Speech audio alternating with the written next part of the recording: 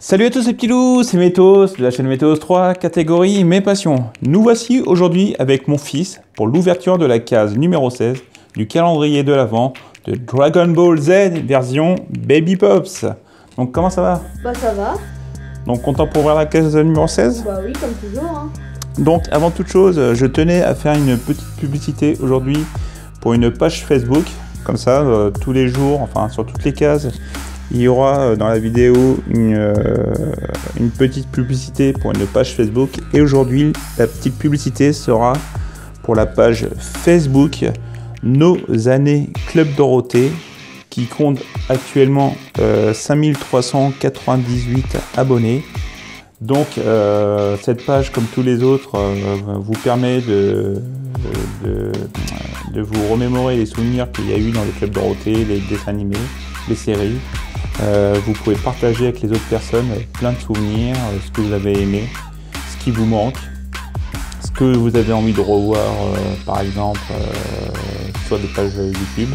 Donc voilà, donc si vous voulez aller voir cette page et vous abonner à cette page Nos Années Club Dorothée, je vous invite en fin de vidéo à aller dans la description de la vidéo, je vous mettrai le lien de cette page. Donc maintenant c'est parti. Alors hier nous avions eu quoi? Tenchinan. Donc Tenchinan, qu'est-ce que tu en penses? Bah il est très bien, enfin il est bien fait avec ses trois yeux et je trouve qu'il est bien fait en vrai avec ses muscles, enfin moi j'aime bien. Et il n'y a pas un petit détail que t'as pas vu sur la Pops? Non. Ah si, il y a sa cicatrice. Voilà, il y a sa cicatrice. Donc voilà. Donc même la cicatrice elle y est, c'est quand même bien fait parce que la figurine elle-même elle est assez petite. Donc qu'ils aient réussi à penser à mettre la petite cicatrice, c'est pas mal. Donc maintenant c'est parti pour l'ouverture de la case numéro 16. Go! Bon, là, je mets comme ça. La case numéro 16, elle est là. Voilà. Et donc, je vous rappelle, la case numéro 16 n'est pas ouverte encore. Voilà.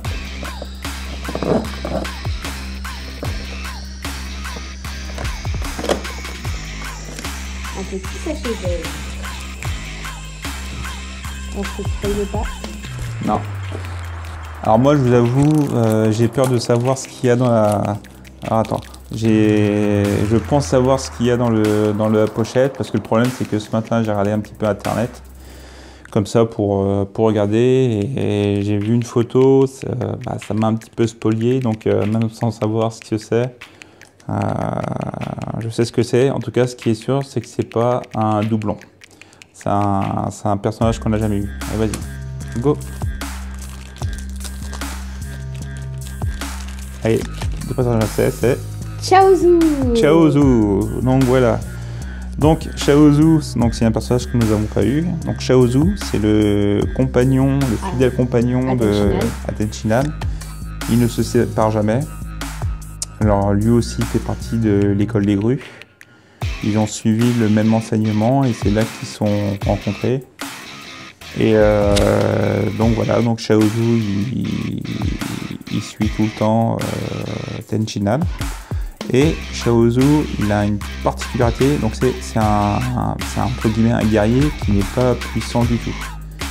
Mais il a une particularité qui a beaucoup servi, enfin qui a servi quelquefois, enfin qui lui a servi au tout début dans Dragon Ball, lors des tournois d'arts martiaux et au tout début de Dragon Ball Z, dans l'arc Saiyan contre Nappa. Il a un don de télékinésie. Donc ça veut dire qu'il peut, grâce à sa pensée, bloquer son adversaire. Donc c'est ce qui s'est passé avec, ce qui s'est passé déjà lors du tournoi des arts martiaux, le deuxième que Son Goku avait fait. Il avait réussi à bloquer un petit peu Krillin. Donc ça veut dire que Krillin, il faudra que vous voyez les épisodes de Dragon Ball lors du deuxième tournoi. Il avait réussi à bloquer Krillin, donc c'est à dire que Krillin il pouvait plus bouger et il a fallu que Krillin fasse une petite feinte pour réussir à dégommer Chaozu. Donc voilà. Et la deuxième fois qu'on a vraiment vu Chaozu utiliser sa capacité, bah, c'est contre Nappa lors du combat contre les Saiyans. Donc lorsque Nappa a concentré son énergie, Chaozu a essayé de le bloquer. En fin de compte, Nappa était tellement puissant que Chaozu, son pouvoir ne marchait pas du tout. Et donc voilà, donc c'est la seule fois où on a pu voir ce fameux pouvoir. Donc Chaozu n'a jamais eu une once de méchanceté, même s'il faisait partie de l'école des grues. Par rapport à Tenchina où au début il était un petit peu méchant, Chaozu n'a jamais été méchant. C'était plutôt un suiveur, il suivait Tenchina de partout, donc voilà. Donc ce personnage il est super, il est vachement bien fait.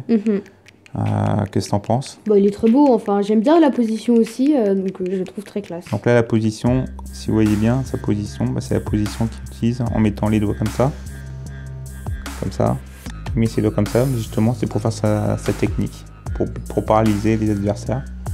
Donc oui j'aime bien, il est assez sympa. Il est assez sympa. Et ce qui aurait été marrant, c'est aussi parce que Chaozu, quand il enlève son chapeau, il a un cheveu. Il a juste un cheveu qui sort, donc ça aurait été sympa de voir ça comme ça. Mais bon, non, moi je suis content. Oui, moi aussi. Toi aussi t'es content? Donc voilà. Donc voilà pour l'ouverture de la case numéro 16. Donc en compagnie du fiston. Donc pour l'instant, on est au 16e jour du calendrier. Qu'est-ce que tu penses depuis le premier jour de ce calendrier, des personnages? Qu'est-ce que tu penses vraiment des doublons qu'on a eu, les quelques doublons qu'on a eu? Est-ce que tu penses que ça vaut le coup de mettre ce prix-là dans un calendrier? Alors oui, ça vaut le coup de mettre le prix parce que c'est des vinyles, donc c'est en exclusivité, il n'y en aura pas souvent des comme ça. Et puis je trouve que les doublons, il y a quelques changements, même si c'est